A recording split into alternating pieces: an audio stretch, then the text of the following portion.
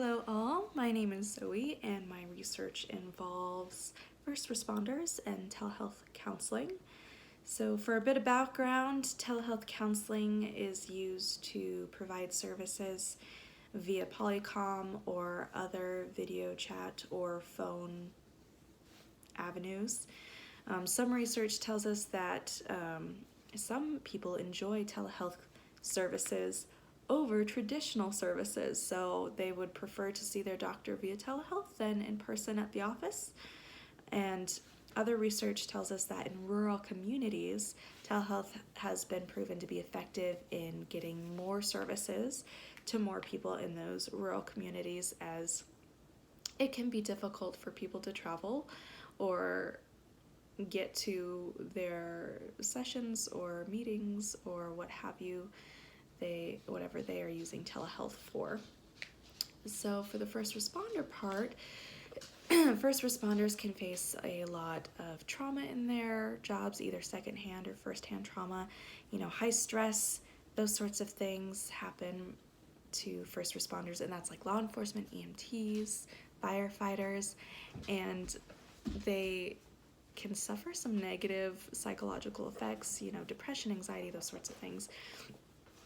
And first responders have been shown to respond well to counseling interventions because they're people, and they have PTSD or depression or high work-related stressors, and counseling has been proven effective to mediate some of those negative psychological effects. However, first responders don't reach out to services or utilize counseling services at the rate the public does because, one, they have some unusual working hours, and secondly, there's a large stigma behind first responders reaching out to services.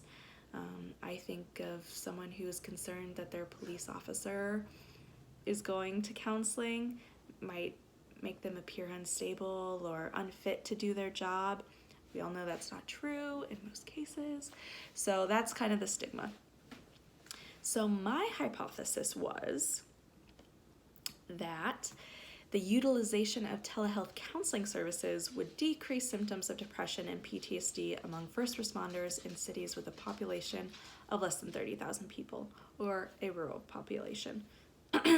That means the null hypothesis says that the levels of depression and PTSD symptoms will stay the same among first responders in cities with populations of less than 30,000 people when telehealth counseling services are available. To sample some people for this study, first responders, so that was law enforcement officers, firefighters, and EMTs in Kalispell, Montana, were used. Kalispell, Montana is my hometown and where I live currently, and is 23,000 residents, so pretty small. And they were recruited by offering information about telehealth counseling services through staff meeting formats and a personal email sent out to everyone. So they got the information two ways. If you weren't at the staff meeting, it was in your email, and hopefully that got to enough people, and it was just, this is available. Of course, things such as confidentiality and debriefing happened as well. And excuse me. So I used a pre-test, post-test design, and I used the Beck's Depression Inventory and the Davidson Trauma Scale to test for depressive symptoms or level of depression and PTSD. So the Davidson Trauma Scale was to measure PTSD. Those were given to participants who qualified before they engaged in counseling, and the telehealth counseling was available for 6 months. And after the 6 months was up, other things that were taken into consideration and documented were frequency of visits. So how frequently did people come to counseling? Because if nobody came to counseling, it would make sense that they were the same. And so the proposed statistical analysis, if I'm not mistaken, would be a two-tailed t-test. So being able to take the means of both of those, a paired t-test.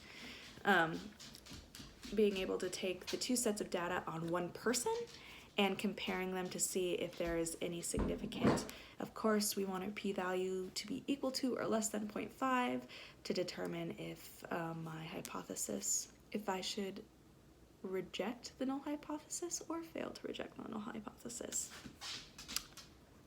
I'll never know, but that's what I propose.